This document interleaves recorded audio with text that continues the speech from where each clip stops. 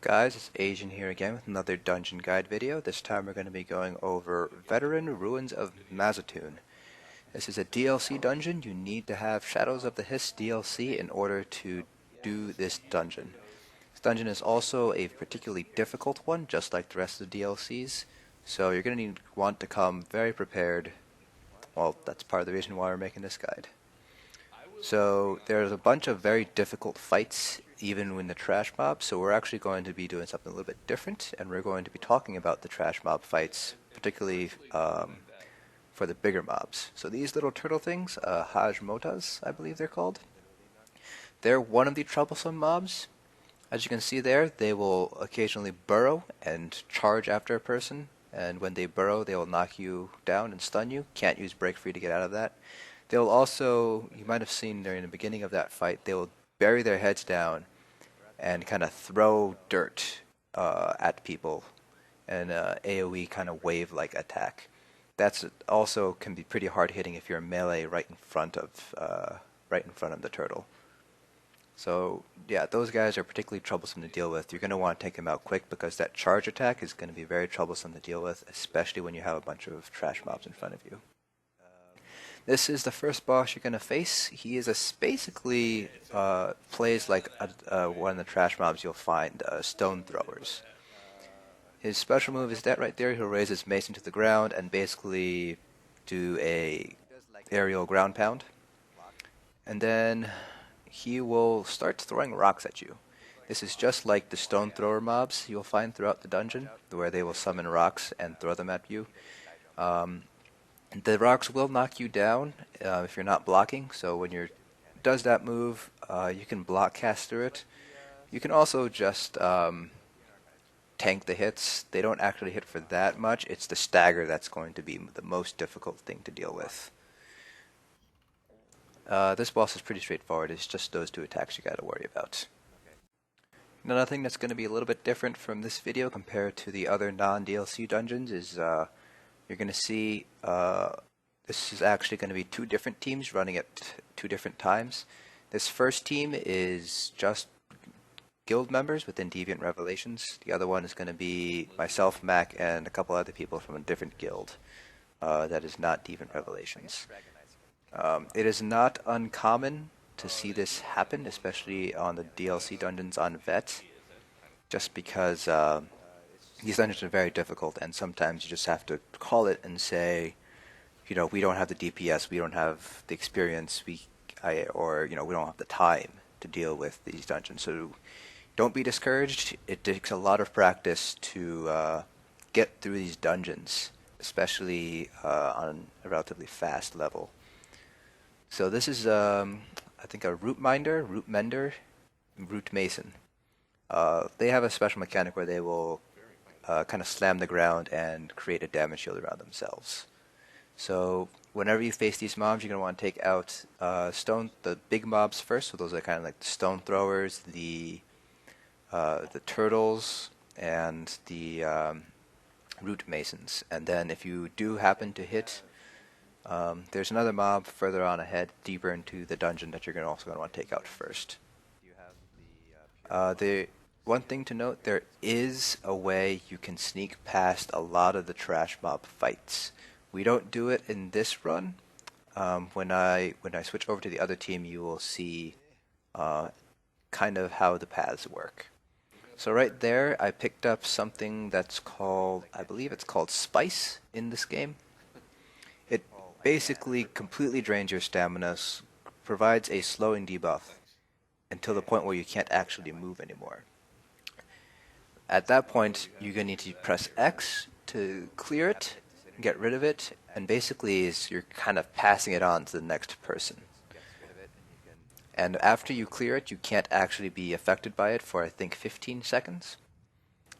And so this is an important mechanic to deal with the second to last boss fight. Because someone at the boss will spawn this, and the only way to clear it is to get within that green circle by the jet of water. So that's important to keep in mind, particularly for the second to last boss fight. And this one here is Mighty Chudan. He is a particularly difficult fight, just because everybody is going to need to stay aware of their surroundings. He summons two small turtles. These have the same mechanics as the trash mob turtles you see. When he glows green like that, Tank is going to need to hold his block. He's going to spawn a bunch of poison circles. Avoid those poison circles, obviously. They do significant amount of damage. And you'll see there, you see a... Watch out. You see an Argonian will spawn with electric barrier. They will continually throw down electric balls at you until it dies. They are invulnerable to everything except one of Mighty Chudan's attacks. So you see we wiped there, mainly because I was too busy explaining the mechanics to my group. So we're just going to skip ahead until we do the next pull. Definitely take the time to explain the mechanics, especially if people in your group have never done this fight before. So we're just going to go through, start this fight again. Yeah, just stay out of the way until the Argonian with the lightning bubble spawns. You're going to want to remember block whenever he does the glowing. If you do not, it's pretty much a one-shot, especially that headbutt. So you see now I have two red circles around me. One of them is growing, the other one is not. When those two circles overlap, that's when you're going to want dodge roll out. You see that the Argonian did spawn. What you're going to want to do is you're going to want to put, when he does that charge move, he's going to select a random person to do that. To charge. So you see right there, the first time he tried to get me, second time he went after Reaper. So the idea is, in order to kill those Argonians, you're going to want to place yourself between the Mighty Chudan and the Argonian with the bubble, or vice versa, you want to put the Argonian with the bubble in between you and Mighty Chudan. That way, when the Mighty Chudan's going to charge, it'll hit the Argonian in the lightning bubble, and then that Argonian's going to die. That's the only way you can kill them, and that's why this boss fight can be particularly difficult, especially for people who are running this for the first time. Not only does it require a lot of situational awareness, you kind of have to line yourself just right for him to hit that Argonian, because the Argonian needs to be pretty much in line with you and Mighty Chudan. Otherwise, he's going to miss, as you saw when I tried to get him to hit the bubble. So if you do see the lightning bubble, I recommend that you and your team gather around that bubble, wait until he selects someone to charge, and then stand as relatively close to that bubble, line yourself up as best you can, facing the boss, and then when those two circles overlap, dodge roll out of it. So you see here, I'm trying to find the bubble. I see him, try to line myself up, and when those circles overlap, dodge roll out. He will hit that Argonian, and the bubble will go away, and you don't have to worry about lightning balls. So we're just going to go ahead and skip ahead, because those are all the boss mechanics that you have to be aware of for this fight. You're going to see here as we speed through this fight that we do end up wiping a couple more times. Like I said, this fight is particularly difficult for first-timers. So you're just going to want to keep on trying. Don't give up. This one is very doable. It just requires a lot of spatial awareness of the field. As you can see here, we do eventually manage to kill it. And we're going to go ahead and move on. So this is another relatively important zone that I would like to explain. You'll see there are glowing orange puddles. Avoid those puddles as much as you can. They will apply a debuff that will basically cause really severe damage over time, that you do not want to get hit by those.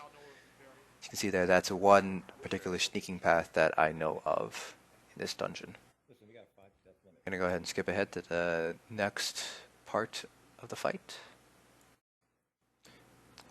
You should have seen that in those orange puddles there were a couple of Argonians standing there. Those are going to be your first priority targets if you ever do happen to pull them. They do a lot of severe damage. They're pretty much mini bosses in their own right, so you're going to want to take them out as soon as you can. In this part of the dungeon, you're going to be jumping down to arena and fight off 3 waves. You don't get a reward. You don't get a set drop after you finish that. So just keep on burning. A lot of trash mobs on the way to the next fight.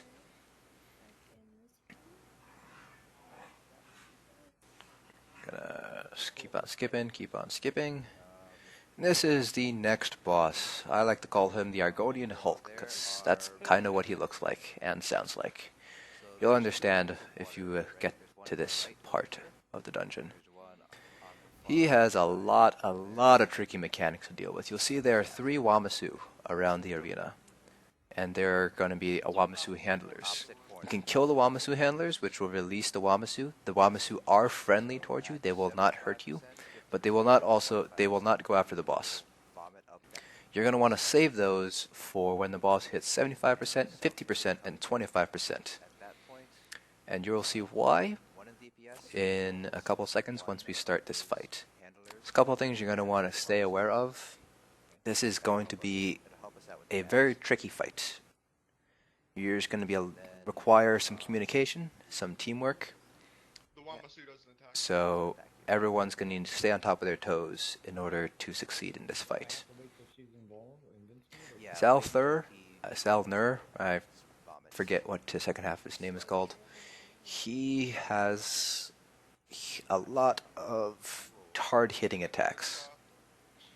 First thing you're going to want to know is that he does summon some archer ads. You're going to want to deal with those archer ads if you can. Otherwise, don't worry about them. Tank can pull them to himself so that the DPS and healer don't have to worry about having to burn them down. One thing you're going to want to do though is if they do start using their taking aim special attack, you'll know they're going to do that when they start glowing orange. You're going to want to bash that because depending on who they target, it can be a one-shot kill to the DPS and healer. Tank can take the hit, but it will still do a sizable chunk of damage to you. We're going to skip ahead to when we actually start the fight. Alright, and here we go. So he has a couple of mechanics. He is partially untauntable. He has a couple moves that are untauntable. That's his first move. It's a charge attack. He will randomly target one person and charge at them. That's the second move. It's a very large AoE scream attack. And that is the third move that you just saw, where he basically does a ginormous ground pound attack. And yeah, as you can see here, we pretty much wiped within the first 20-30 seconds of the fight.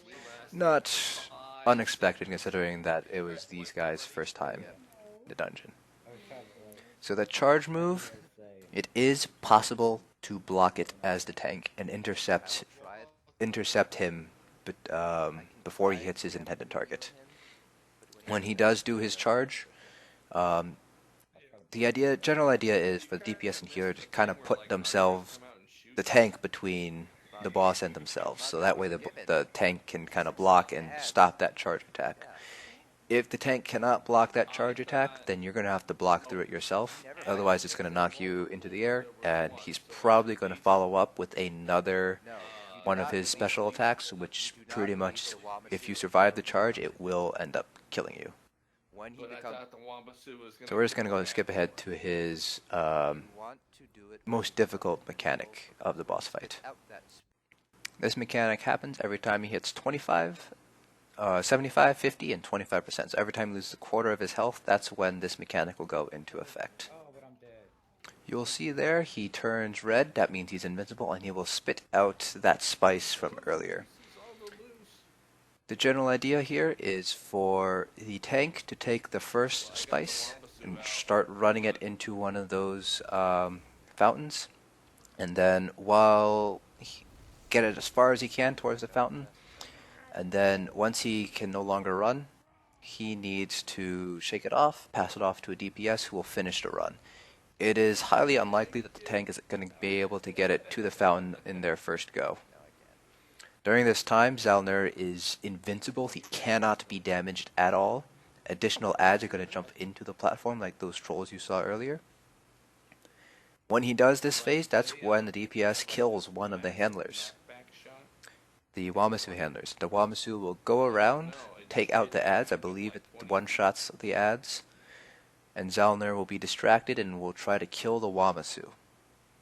So you're going to want to save one of those Wamasus for each time he decides to spit out his spice. There are two places the water will spawn. One is right behind him, the other is to the right of the entrance to this boss arena. And that is basically all the mechanics of this fight. It is a very difficult fight. As you can see, he is quite the challenge. And we're just going to now go ahead and skip over to the other team that completed this dungeon. And here we are with the other attempts. Groups are a little bit different. I'm still tanking, Mac is still healing, and our two DPS are from another guild that Mac and I are part of, the Shogunate. So again, review of the mechanics. He has the ground pound attack. He has a charge attack that you can block through. The tank can interrupt and block. And he has a very large conal AoE scream attack. And once he hits 75%, he'll glow red, run up to a person, and spit out his spice move. At this point, one of the DPS should release one of the Wamasu in order to help take care of the ads that spring up. Tank will pick up the spice, run it as far as he can to the water jet before shaking it off. As you can see there, the DPS are moving with me as the tank. So that way when I shake it off, they can immediately pick it up and start moving it towards the water to get it cleared off. While this is happening, while the tank has the spice, if he does do the charge attack, DPS, healer, whoever he's targeting should block to mitigate that damage. Once the tank shakes off the spice, he needs to retaunt the boss, make sure to pull aggro so he is not attacking the DPS. When he's clear, he will do that scream move that will turn your screen to sort of hazy color. That's how you know spice is cleared and you can go back to DPSing the boss down. So you need to clear the spice total of 3 times, once at 75%, 50%, and again at 25%. This is technically not a boss fight, but there is an achievement associated with this. This is the calendar lock puzzle. You see on that giant calendar there, one of the symbols will be glowing green. It corresponds to one of the other green symbols lying around. You need to match those symbols, use the lock with the correct symbol, which will unlock the cage, spawn a couple of ads, take care of the ads, and move on to the next one. There are 6 cages in total. If you manage to open all of them correctly, that is, if you manage to release all 6 of the Argonians, you will get an achievement. If you do not, it doesn't really change mechanics too much. You just get the shame of knowing you killed several Argonians. If you do happen to fail, those Argonians will become aggressive towards you, so you're going to have to kill them. But they aren't terribly tough. Well, at least not compared to the other more aggressive mobs. This is the final boss, Treeminder Ka-Nesh. We are not doing hard mode because we weren't feeling particularly daring today, I should say. He has quite a few moves you want to watch out for. First move is that sort of conal AoE move. It'll move with you. So when she does that, try to make sure she's not facing the boss, any of your teammates. She has an AoE spin move that does hit an area around her, so DPS gonna want to keep away from her as much as you can. This is particularly tough as a melee DPS. There will be ads that spawn throughout the fight. As you see there are some archer ads. When she hits, I believe it's 66% or around 60%, she will become invincible, trap herself in that cage there, and summon a spirit of Mighty Chudan. Now, Mighty Chudan has pretty much some of the same mechanics as he did during the first fight, but he is missing some of the more difficult mechanics. For instance, the Argonians will not be around, there will be no lightning bubble, but he will still have that very hard-hitting poison attack. Now this is the part of the fight where it requires a lot of coordination. One person will be affected by this. All the statues will be glowing around them. They will not be able to do anything. The only skills they have is sort of an inner rage. The other 3 players in the group, one of the statues will be highlighted. They need to hit X in order to synergize, so that way that only that one statue is highlighted for the person who is affected. And that person needs to destroy that statue by using those inner fire, inner rage skills on his bar.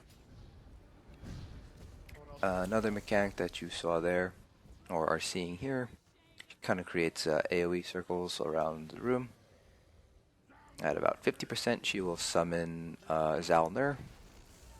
Doesn't have the spice mechanic, but he has all his regular attacks. So he has a charging attack, he has the ground pound, he has the frontal AoE scream attack, and he has the light damage everyone scream attack. The one move that is particularly troubling with Treeminder Ka-Nesh is she will summon the totem, which will drain health from everybody around him. DPS will need to burn down that totem immediately.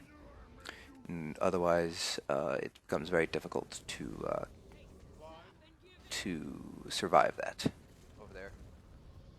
So you see here, it's lagging. That here I am targeting the statue that the person needs to target. Fortunately, I kind of lagged a little bit there. Did not block one of her moves and got killed.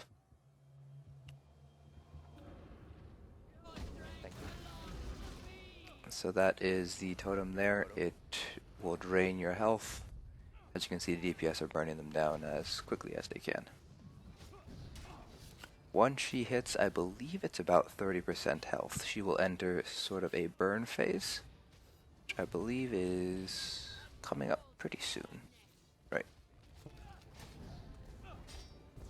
During the burn phase, there it is. That's the burn phase right there. As you can see, there's a rotating AoEs that are centered around the boss that will be constantly moving around. You basically need to burn the boss down during this phase. It's impossible to avoid the damage. Tank basically will need to continue to block her heavy attacks while sustaining the damage. As you can see there, I'm lagging a little bit. So tank will need to keep on blocking the heavy attack. It's not really a perma-block, but it's pretty close to a perma-block during the burn phase. So it's really dependent on the DPS being able to burn her down during this phase to avoid to shorten the period of time that the tank needs to maintain this perma-block, essentially. You'll see here that we wipe. Oh, damn it. You can do the hard mode challenge. The hard mode challenge is basically she has the same amount of health, she hits harder, and instead of archer ads, you also have to deal with the stone thrower ads, which, as you remember, are the ones that two-handers will throw stones at you that can knock you down. We still are not doing hard mode just because we are not quite that crazy today. One thing to note, when you get her down to the burn phase, she does not have any other mechanics besides her heavy attack and, of course, the rotating AoE attack. So DPS and healer don't have to worry about anything. It's more of a test to keep your healer to keep DPS alive, DPS to kill the final boss, and of course the tank to stay alive. The only thing that she does do is she will continue to launch the random AoE circles around the room, and she will continue to affect one person with that statue move. So there you have it. That's Veteran Ruins of Mazzatun. Definitely a very difficult dungeon to deal with, especially on Vet. Don't be surprised if you wipe a couple times while attempting it. But this is the only place you can get the Mazzatun motifs, which are a fairly common drop on Vet and a guaranteed drop on hard mode. That's it for this video. Thanks for watching. Hope this helps, and I'll see you guys in the next dungeon.